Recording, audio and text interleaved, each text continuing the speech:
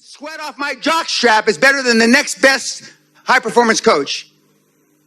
The brain cells I will lose tonight, I'm going to make an exception, I'm going to drink tonight. The brain cells I will lose tonight on the 2 or 3 double martinis I have are more brain cells than the whole fucking industry has, cumulatively, since Christ. Did I answer your question? You're right, I don't give a shit about you. Go drop dead.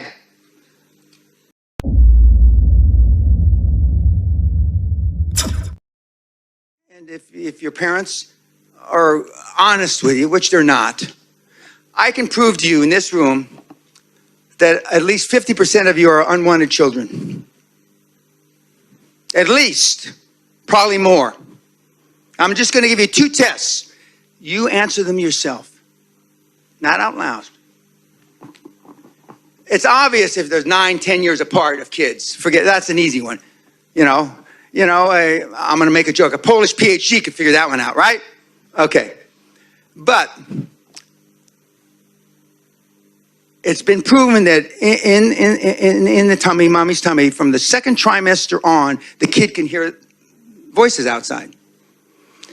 So now you come home, your dad comes home, or your father comes home from work and your mother says, I'm going to have a baby. And he says, you stupid fat bitch, will you get pregnant again? You heard it. Huh? But you still could, it still doesn't matter if you're the first child. And it's not this new game that now they get married after the kid's born. And the newest game, which kills me, we're pregnant, Dad. What do you mean? What the fuck you mean we're pregnant? Who's we're? You got a mouse in your pocket? I think that's insulting to me as a man. We're pregnant. And I'm sure some of you I can just tell by the looks on your face. Do you realize on how many fucking levels that's wrong? And you want to know why men are weenies now? Next question. No, dude, Jesus, scared me. Don't scare me. Is it all? I want to ask you, why are you doing this? First of all, I thought that you want to applause and want to people attention, but now I really don't know why you train us and you just want to change our life. But no, I don't give a fuck about your life. Exactly. That's I mean, if you dropped dead there with a mic up your ass, I wouldn't lose one iota of sleep. Exactly, that's what I think. So I think I'm telling you now. That's exactly the truth. So why are you doing this? I'm doing this for selfish reasons. I am currently the greatest high-performance coach that ever was born, lived, or walked the planet. I don't need that. And the numbers speak for themselves. Nobody talks about numbers because nobody's produced any fucking numbers. I am the only human being that talks about numbers because I'm the only human being that's produced any of them. And that was before the 500 billion. Now I fully believe I will be the $1 trillion man in my lifetime. I do it because I'm selfish. When they talk about me when I'm dead someday, and I plan on living at least 50 more years, they're going to talk, right now they talk about Buddha, Allah, Christ, Dan. Then they're going to talk about Dan, Allah, Christ, Buddha. I mean, Think and Grow Rich and Napoleon Hill will be a fucking afterthought. There is nobody that's even remotely close. I mean, the sweat off my jock strap is better than the next best high-performance coach. The brain cells I will lose tonight, I'm going to make an exception, I'm going to drink tonight. The brain cells I will lose tonight on the 2 or 3 double martinis I have are more brain cells than the whole fucking industry has, cumulatively, since Christ. Did I answer your question? You're right, I don't give a shit about you. Go drop dead. We've had a woman, psychiatrist, a Muslim, pass out in the seminar, crash her head on one of the beams. We didn't stop. We just kept on rolling. At the break at 10:30, they went and helped her. She wasn't going to die. It'd have been bad luck for me if she had, but she didn't. so I can say that. And her twin sister was in the room, a psychiatrist, a doctor. And I mean, she fought, I'm going to go help. Stay where you are, or you're going home early, bitch. And guys and gals, this is how they are. Oh, I wish I was making it up. But this is how they are. They're ruthless bastards. And why you don't know this, I have no fucking idea. They just are. All this feminine shit that's coming out about Weinstein and all these people, that's been going on 100 years in corporate world. At least 100. It's awful. I'm not condoning it in the least. It's hard for me. I'm a big, good-looking guy, and when I was a young man and single, I got more ass than a toilet seat at a bus station. I don't understand how anybody would have to force anybody to do anything, but that's me. And I wouldn't know a condom if you threw one on the ground here, but that's me. Do you realize people, I have a mentee, Jason Capital. Anybody know Jason? He teaches you how to get laid. He charges meatheads like these two here between $40 a month and $3,000 a month to be sexually attractive. I said, are you fucking kidding me? When I part of my weekly report, you have to list something that scared you. Every day you got to list something that scared you. I'd really like to see what you'd list. And you know what they list? I got a girl's phone number. I asked for a phone number at the gym. I asked the girl if she'd sit and have a coffee with me at Starbucks. Are you fucking...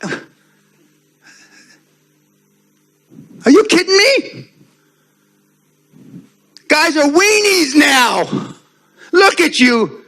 I got kicked the shit out of this whole fucking room by myself. They told me I should worry about security. Not you. I said, are you kidding me? When I was in Toronto, Canada, I brought a cricket bat. And it was one of my props, and they finally came up, and why do you have a cricket bat, Mr. Pena? And Toronto, University of Toronto is an upper echelon, top 25 school on the planet, supposedly. And I said, they said I should be worried about security from you, and I laughed, and they laughed too. And then they said, well, what do you do with a cricket bat, Mr. Pena? Now, let's think about the question. What do you do with a cricket bat, Mr. Pena? I split your fucking head open, asshole. What do you think I do with it?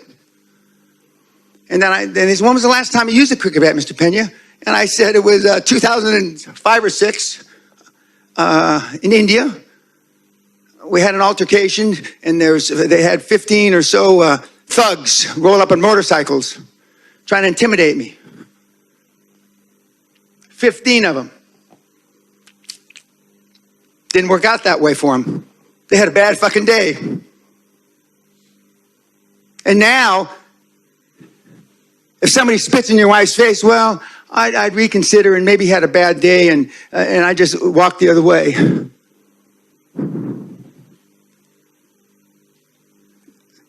Walk the other way. He just spit in your wife's face. And you give him the benefit of the doubt that maybe he had a bad day. And we're sitting here in Poland. The 1940, I mean, I can go on and on, can't I? That guy'd be needing a funeral. He'd need a eulogy giver. Other question. Sir, thank you Yes, for sir. your speech. I was first. Oh, I'm sorry. Go ahead. Okay. Where are you? Question. Yeah, I'm Oh, here. yeah, there you are. Okay, go ahead. Okay, so one more time. Thank you for your speech. My question is really short. Well, then don't make it long. Let's go. What are your golden rules which guide you in decision-making process to achieve success? 1,000 rule. No, golden rules. Oh. Could you name at least Honest, three? moral, ethical. That's it. Could you repeat, please? Yeah, honest, moral, and ethical. Everything else goes. Most of you are married for the wrong reasons. Most of you had kids for the wrong reasons. You're a product of marriages for the wrong reasons. I mean, most of you should kick the bitches, or the girls should kick the guys to the curb. Most guys now get into a relationship because they can't get laid by somebody, so they marry them. I mean, these are all the wrong reasons, kids. In case, you know, the golden rule is, you know, be all you can be every day of your life. So we go out to see a friend of mine. Is on the Hall of Fame. Went to one of my first seminars. His wife had died, but was brought back to life. She didn't die. Okay. So, and I know Mary. So I went to see her and I said, you got to tell me about this experience. She says, well, I dropped dead in my son's rehearsal dinner night before he got married. I dropped dead into the dessert with her face in the dessert. And I said, no way. Yeah. And I said, then what? Then what? And they tried to bring me back. We had 2 doctors there, a fibrillator. They broke a bunch of my ribs. I'm dead. So the paramedics come 15, 20 minutes later. They load her in the thing and they take her away. She's dead. On the trip to the hospital, there's 2 paramedics, an old guy and a young guy. The young guy says, can I practice on her? I mean, she's gone. And I thought he was going to, that kind of practice, which happens all the time in case you don't, it's called coprophilia. But I mean, you're looking at me like I'm making this shit up. Anyway, so he gives her 3 jolts. On the 3rd jolt, she sits up and is alive, like a Frankenstein movie. Okay, now they replace her plug in her heart, blah, blah, blah. So now it's 6 weeks later, she's standing in her kitchen. And I said, what happened? She said, I knew. What did you see? I didn't see any pearly lights. She said, I saw black. Well, I know you're going to hell because you're a ruthless bitch. I know you a long time. She says, yeah, but I saw every regret that I ever had since I'm 1 or 2 years old till me dropping dead into my son's rehearsal dessert flashed by me in millionths of a second. We're all energy. So all her regrets, the things she didn't do to that moment. She says, I knew you'd want to hear that. Well, if it's the truth, she says, yes. But she says, oh, I want to show me the chakra shit. I don't believe that. So in the kitchen, with my wife standing there with a glass of red wine, I went through the mumbo jumbo again, and I did it again. And I saw her. Now, people ask me, don't you want to do it again, Dad? No. Don't you care why you did it, Dad? No. Don't you think you could help people? I don't give a fuck. I've done a lot of things nobody else can do.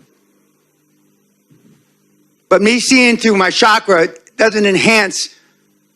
I mean, legitimately, I could be a charlatan like all the other charlatans, and I could sell you a podcast or some sort of link and to show you how to do it.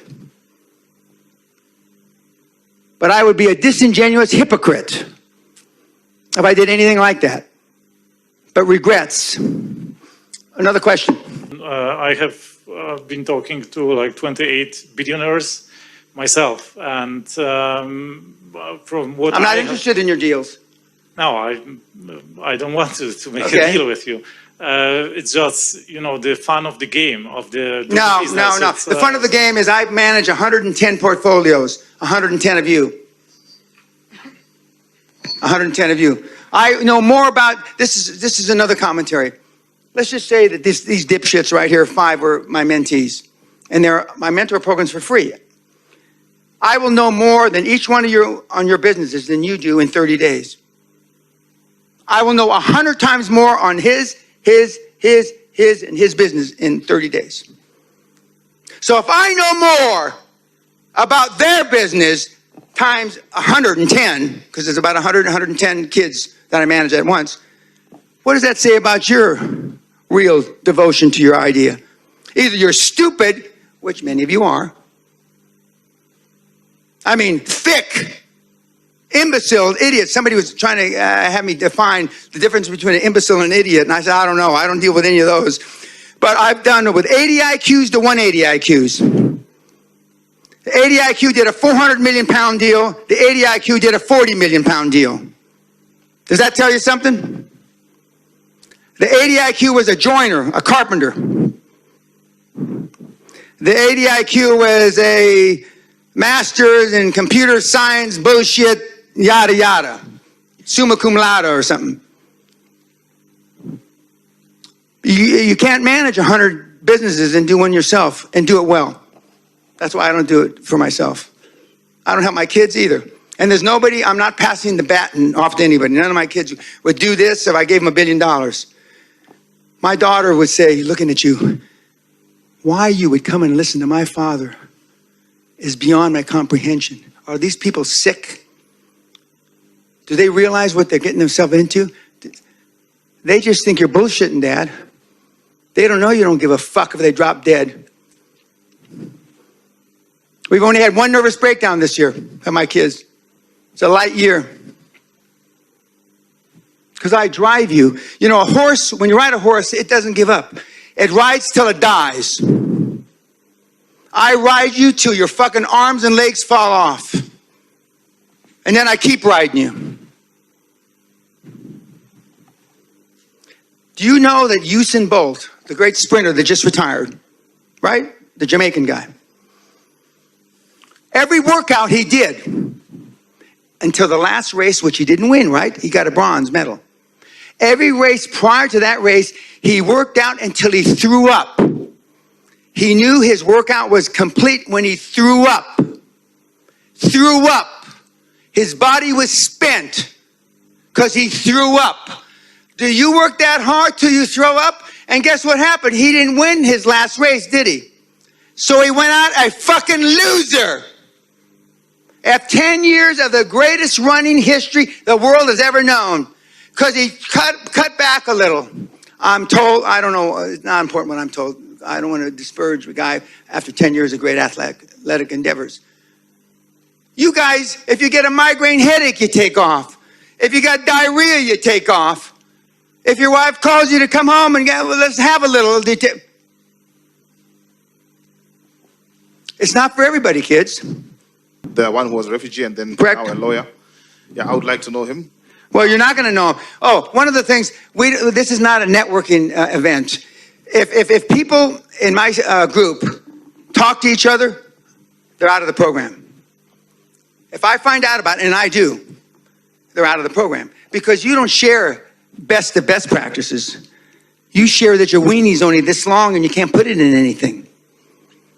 You share all the misery, the fear, the sadness. Well, I can't go without talking to my mother. I have women that talk to their mother 15 fucking times a day on the phone. 15! That's called neuroses. No, we don't, it's not networking. Don't be trying to link, face, or tweet fuck any of the, I mean, they won't return it. So what's your next question? The next one is, when studying rolling ups, do you recommend that we start with businesses that have high grossings, as in, like, say, for example, $10 million as compared to, like, a business with $100,000? Do we start big or we start small when you think the roll-ups? As big as your eyes are. The bigger, the better. But the first deal is the most important. Even if the first deal is only $1 million, you got to do a first deal, because then you're talking about not something you're going to do, you're talking about something you did. The banks treat you differently, your dream team treats you differently, the whole world changes. You know, they're still talking about the deals I did from decades ago, but the most important thing is we've got teenage millionaires. You know, we've got 500 billion Davos in the desert. We got a guy 2 weeks ago did 3 deals in a week. 6 million, 50 million, 500 million. Same guy, a Canadian, another Canadian. Same guy. You can't hit it for 6. That's a cricket term. Or hit a home run unless you're at the plate swinging. I'm still swinging. I mean, and these kids still swing. Okay. Last question is Pena. Thank you. There's 50% divorce rate at the castle because we all marry and have kids for the wrong reasons. Yep. What's the reference for knowing that the right reasons? For having Well, kids now and the evidence is you tell me. You fill out about that much paperwork to come to the castle. Personal questions you've never been asked before. You say it. What's your biggest I ask you what your parents' biggest regret are. Guess what? Marrying your father, you fucking morons. Not leaving your father, hoping your father died sooner than he did. Oh, do you think I make this shit up? How do I know? You tell me. And then there's a section in the bottom of the weekly report, which is because of Lurch over there, Adam, one of my Polish mentees. He said, you know, I bet the report would be even more telling if we added this. 4 or 5 months ago? And it was, what am I not telling Mr. Pena? Fuck. I mean, that question just opened up Pandora's box.